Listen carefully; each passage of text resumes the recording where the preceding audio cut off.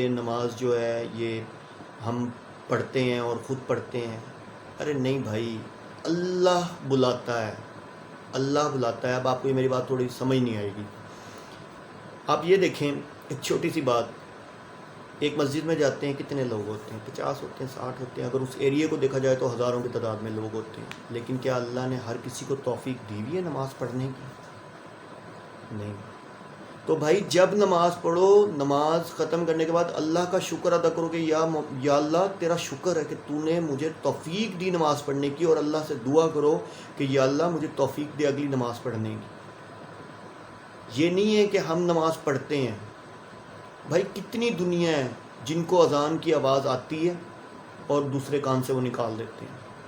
یہ جو انسان، میں کہتا ہوں، جس سے اللہ تعالیٰ بھلائی کرنے کا فیصلہ کرتے ہیں نا، اس کو نماز کی توفیق دے دیتے ہیں.